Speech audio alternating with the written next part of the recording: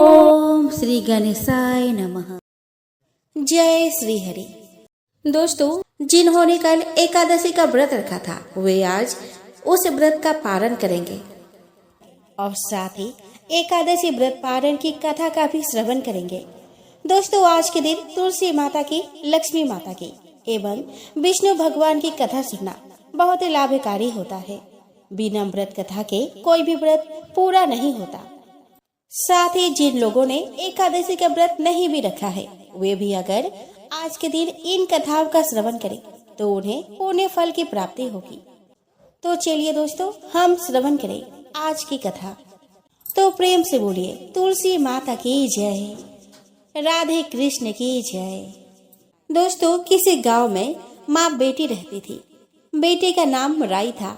वह बहुत सुंदर और सुशील थी। भगवान कृष्ण की पक्की भक्त थी। एक बार भगवान कृष्ण उसकी परीक्षा लेने हेतु डांसरिया बेचने वाले बनकर आए और आवाज देने लगे।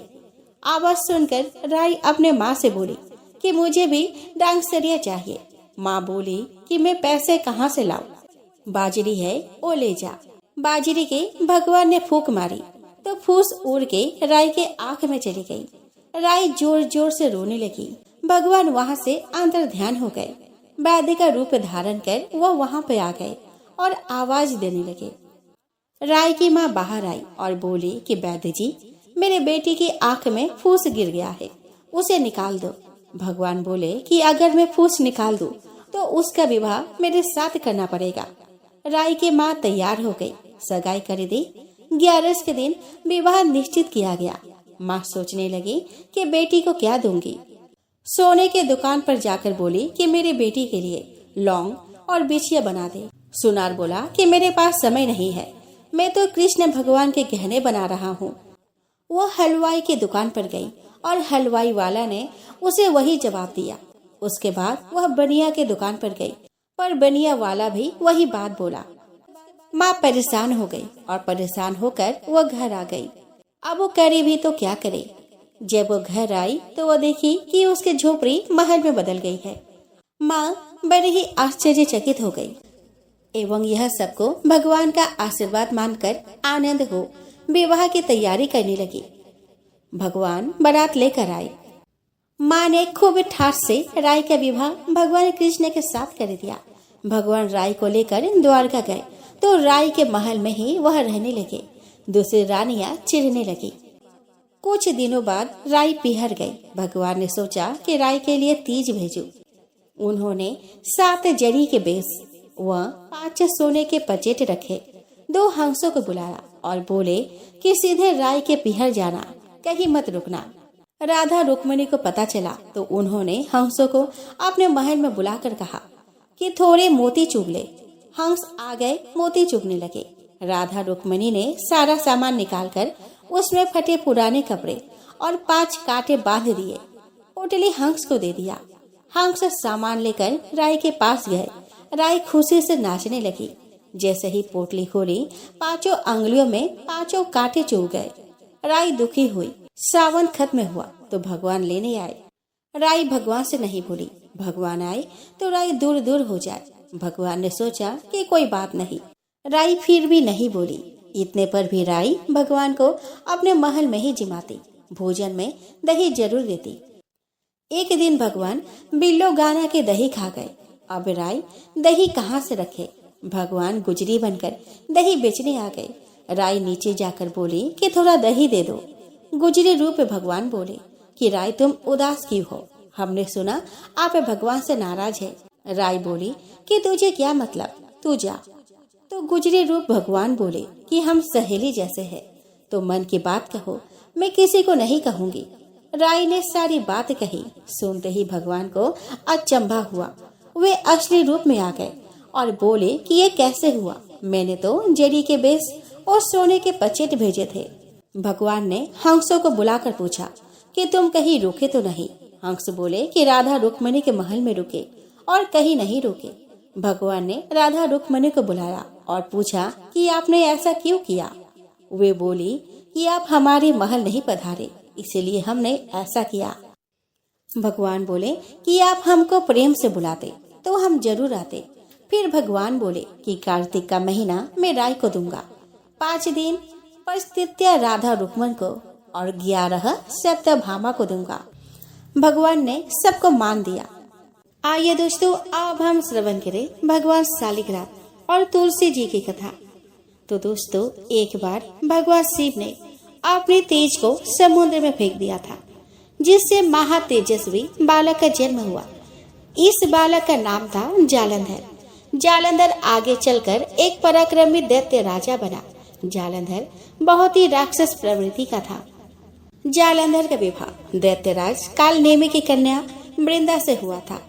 एक बार जालंधर ने माता लक्ष्मी को प्राप्त करने की इच्छा से उसने युद्ध किया था, लेकिन समुद्र से ही उत्पन्न होने के कारण माता लक्ष्मी ने जालंधर को अपने भाई के रूप में स्वीकार कर लिया।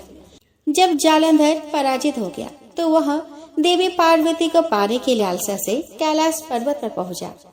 इसके बाद जालंधर भगवान शिव का रूप धारण कर माता पार्वती के पास पहुंचा, लेकिन माता पार्वती ने अपने योग्य बल से उसे तुरंत ही पहचान लिया और माता पार्वती वहां से तुरंत ही अंतर्ध्यान हो गई। वह जालंधर भगवान शिव के साथ ही युद्ध करने लगा। देवी पार्वती ने सारा वृतांत भगवान विष्णु को सुनाया। जालंधर की पत्नी वृंदा अत्यंत पतिव्रता स्त्री थी।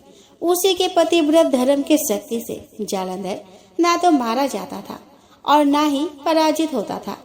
इसीलिए जालंधर का नाश करने के लिए वृंदा के पतिव्रत धर्म को भंग करना बहुत ही आवश्यक था। इसके बाद भगवान विष्णु एक ऋषि का रूप धारण करके वन में पहुँचे, जहाँ वृंदा भ्रमण कर रही थी। भगवान विष्णु के साथ 2 राक्षस भी वहाँ पे थे, जिन्हें देखकर वृंदा भयभीत हो गई। फिर भगवान विष्णु जो ऋषि के रूप में थे, उन्होंने वृंदा के सामने पल में ही दोनों को भस्म कर दिया। इसके बाद ऋषि से वृंदा ने कैलाश पर्वत पर महादेव के साथ युद्ध कर रहे अपने पति जालंधर के बारे में पूछा। ऋषि ने अपने माया जाल से 2 बानर प्रकट किए। एक बानर के हाथ में जालंधर का सिर था और दूसरे के हाथ में धड़ था। अपने पति की यह दशा देखकर वृंदा मूर्छित होकर गिर पड़ी। जब वृंदा को होश आया तो उसने अपने पति को जीवित करने की विनती की। इसके बाद भगवान ने अपनी माया से जालंधर का सिर धड़ से जोड़ दिया, लेकिन स्वयं भी उसी शरीर में प्रवेश कर गए। वृंदा इसके बारे में नहीं जानती थी कि उसके पति के शरीर में कोई और प्रवेश कर गया है। जालंधर बने भगवान के साथ वृंदा पतिव्रता का व्यवहार करने लगी, जिससे उसका सतीत्व भंग हो गया। ऐसा होते ही उधर कैलाश पर्वत पर वृंदा के पति जालंधर युद्ध में हार गया। जब वृंदा को पता चला तो उसने क्रोध में आकर भगवान विष्णु को हृदयहीन शिला होने का श्राप दे दिया। अपने भक्त के श्राप को भगवान विष्णु ने स्वीकार किया और शालिग्राम पत्थर बन गए। सृष्टि के पालनकर्ता के पत्थर बन जाने से ब्रह्मांड में असंतुलन की स्थिति हो गई। यह देखकर सभी देवी देवताओं ने वृंदा से प्रार्थना की कि वह भगवान विष्णु को श्राप मुक्त कर दे। वृंदा ने भगवान विष्णु को श्राप से मुक्त तो कर दिया, लेकिन स्वयं आत्मदाह कर लिया। जहाँ वृंदा भस्म हुई वहाँ तुलसी का पौधा उगा। भगवान विष्णु ने वृंदा से कहा कि हे वृंदा, तुम अपने सतीत्व के कारण मुझे लक्ष्मी से भी अधिक प्रिय हो गई हो। अब तुम तुलसी के रूप में सदा मेरे साथ रहोगी। आइए दोस्तों, अब हम श्रवण करें पीपल पथवारे की कथा। तो दोस्तों, एक बुढ़िया थी। उसने अपने बहू से कहा कि तो दूध दही बेच कर आ। वह बेचने गई तो रास्ते में औरतें पीपल पथवारी सींच रही थी। उनको सींचता देखकर बहू ने पूछा कि तुम यह क्या कर रही हो। औरतें बोली कि हम पीपल पथवारी सींच रहे हैं, इससे अन्न और धन होता है। 12 बरस का बिछड़ा हुआ पति मिल जाता है। बहू बोली कि ऐसी बात है तो तुम पानी से सींचती हो, तो मैं दूध से सींचूंगी। अब गुजरी बहू रोजाना दूध दही बेचने जाती तो वह दूध दही को ना बेचकर रोजाना दूध को पीपल में और दही को पथवारी में सींचती। सास से दूध दही का दाम मांगती तो कह देती कि महीना पूरी हो जाने पर ला कर दूंगी। कार्तिक का महीना पूरा हो गया। पूर्णिमा के दिन बहू पीपल पथवारी के पास जाकर बैठ गई। कार्तिक का महीना पूरा हो गया। पूर्णिमा के दिन बहू पीपल पथवारी के पास जाकर बैठ गई। पथवारी ने पूछा कि तुम मेरे पास क्यों बैठ गई हो। बहू बोली कि सासू दूध दही का दाम मांगेगी। पीपल पतवारी बोली कि मेरे पास क्या दाम रखा है, ये भरा डींडा पान पतूरा इसको ही लेकर जा। बहू ने वही ले जाकर कोठरी में रख दिया और डर के मारे कपड़ा ओढ़ कर सो गए। सासू बोली कि पैसे लाई बहू। बहू बोली कि कोठरी में रखे हैं। सासू ने कोठरी खोल के देखी तो देखा कि हीरा मोती जगमगा रहे हैं। सासू बोली कि बहू इतना धन कहाँ से लाई। बहू ने आकर देखा तो सच्ची में ही धन भरा हुआ था।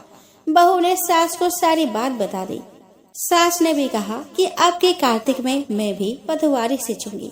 कार्तिक आया, सास दूध दही तो बेच आती, हांडी धोकर पीपल पतवारी में चढ़ा देती। आकर बहू से कहती कि मेरे से दाम मांगो। वह कहती कि सासू जी कोई बहू भी दाम मांगती है, मगर सासू कहती है कि तू मांग। बहू बोली कि सासू जी पैसे ले आओ।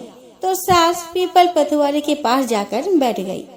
पीपल पतवारी ने सास को पान पतूरा भरा डींडा दे दिया। उसने उसे लेकर कोठरी में रख दिया। बहू ने खोल कर देखा तो उसमें कीड़े मकोड़े बिलबिला रहे हैं। बहू ने कहा कि सासू जी यह क्या। सास ने आकर देखा और बोलने लगे कि पीपल पतवारी बड़ी डोगली पटपिटन है, इसको तो धन दिया और मुझको कीड़ा मकोड़ा दिया। तब सभी कोई बोलने लगे कि बहू तो सत की भूखी सींची थी, तुम धन की भूखी। तो है पतवारी माता, जैसा बहू को दिया वैसा सबको देना, जैसा सास को दिया वैसे किसी को ना देना। आइए दोस्तों, अब हम श्रवण करें गणेश जी की कथा। दोस्तों, एक गांव था जिसमें एक सेठ अपने परिवार के साथ रहता था। सेठ का गांव और आसपास के शहर में बड़ा व्यापार था। सेठ जी का गणेश जी में बहुत विश्वास था, क्योंकि उनका मानना था कि उसके परिवार की हर खुशहाली के कारण वे ही थे। नियम अनुसार रोज वो नदी पर नहाने जाते और आकर गणेश जी की पूजा करते, उन्हें भोग लगाते और फिर स्वयं भोजन करते थे। यह बात सेठानी जी को अच्छी नहीं लगती थी। वह धार्मिक नहीं थी और ईश्वर में इतना विश्वास नहीं रखती थी। एक बार सेठानी जी ने सोचा कि यह इतना गणेश जी को मानते हैं, गणेश जी की पूजा करते हैं, इससे होता क्या है। आज तो देखती हूँ कि वो कैसे गणेश जी की पूजा करते हैं। अगले दिन जब सेठ जी नदी पर नहाने जाते हैं तो सेठानी जी गणेश जी की मूर्ति को उठाकर मूर्ति को कपड़े में ढककर बगीचे में जमीन में दबा देती है। जब सेठ जी नदी पर से नहाकर घर आते हैं और देखते हैं कि गणेश जी की मूर्ति तो मंदिर में नहीं है, तब वह सेठानी जी से पूछते हैं कि गणेश जी की मूर्ति मंदिर में नहीं है, कहाँ गई। तो सेठानी जी बोलती है कि मुझे मालूम नहीं। उस दिन मूर्ति को घर में बहुत ढूंढा जाता है, क्योंकि गणेश जी को भोग जो लगाना था। इसके बिना सेठ जी खाना नहीं खाते थे। सेठ जी बहुत उदास हो जाते हैं और गणेश जी से प्रार्थना करते हैं कि हे प्रभु, लगता है आप मुझसे नाराज हो गए हैं और कहीं चले गए हैं। अब जब तक आप वापस नहीं आते मैं खाना नहीं खाऊंगा। उस दिन पूरा निकल जाता है। सेठ की भक्ति में अनन्य श्रद्धा थी, इसीलिए उसी रात एक चमत्कार हुआ। सेठ को सपना आया जिसमें वे एक छोटे से चूहे के साथ खेल रहे थे और चूहे को खाने के लिए लड्डू देते हैं।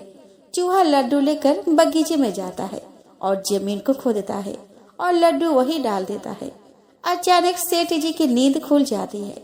सेठ जी बगीचे में जाते हैं और वही खोदते हैं जहाँ उसको सपने में दिखा था, और वहीं से उनको कपड़े में लिपटे हुए गणेश जी की मूर्ति दिखती है। सेठ जी गणेश जी की मूर्ति की पूजा करके उनको वापस स्थान पर रखते हैं और सेठानी को सब बात बताते हैं। बात जानकर सेठानी जी को बहुत ही आश्चर्य होता है और अपनी गलती का एहसास होता है। वो सेठ जी को सारी बात बताती है और माफी मांगती है। अब सेठ और सेठानी दोनों गणेश जी की पूजा करते हैं। आइए दोस्तों, अब हम श्रवण करें लप्सी तप्सी की कथा। तो दोस्तों, एक लप्सी था और एक तप्सी था। तप्सी हमेशा भगवान की तपस्या में लीन रहता था। लप्सी रोजाना सवा सेर की लापसी बनाकर भगवान को भोग लगाकर जिम लेता था। एक दिन वे दोनों लड़ने लगे। तप्सी बोला कि मैं रोज भगवान की तपस्या करता हूँ, इसीलिए मैं बड़ा हूँ। लप्सी बोला कि मैं रोज भगवान को सवा सेर लापसी का भोग लगाता हूँ, इसीलिए मैं बड़ा हूँ। नारद जी वहाँ से गुजर रहे थे। दोनों को लड़ता देखकर उनसे पूछा कि तुम क्यों लड़ रहे हो। तपसी ने खुद को बड़ा होने का कारण बताया और लप्सी ने अपना कारण बताया। नारद जी बोले कि तुम्हारा फैसला मैं कर दूंगा। दूसरे दिन लप्सी और तपसी नहाकर अपने रोज की भक्ति करने आए तो नारद जी ने छुपकर 1.25 करोड़ की एक अंगूठी उन दोनों के आगे रख दी। तपसी की नजर जब अंगूठी पर पड़ी तो उसने चुपचाप अंगूठी उठाकर अपने नीचे दबा ली। लप्सी की नजर अंगूठी पर पड़ी लेकिन उसने ध्यान नहीं दिया। भगवान को भोग लगाकर लापसी खाने लगा। नारद जी सामने आए तो दोनों ने पूछा कि कौन बड़ा है। तो नारद जी ने तपसी से खड़ा होने को कहा तो खड़ा हुआ तो उसके नीचे दबी अंगूठी दिखाई पड़ी।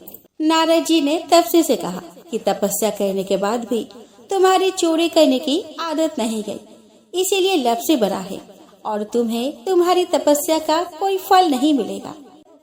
तपसी शर्मिंदा होकर माफी मांगने लगा। उसके बाद उसने नारद जी से पूछा कि मुझे मेरी तपस्या का फल कैसे मिलेगा। तो नारद जी ने कहा कि यदि कोई गाय और कुत्ते की रोटी नहीं बनाएगा तो फल तुझे मिलेगा। यदि कोई ब्राह्मण को भोजन करवाकर दक्षिणा नहीं देगा तो फल तुझे मिलेगा।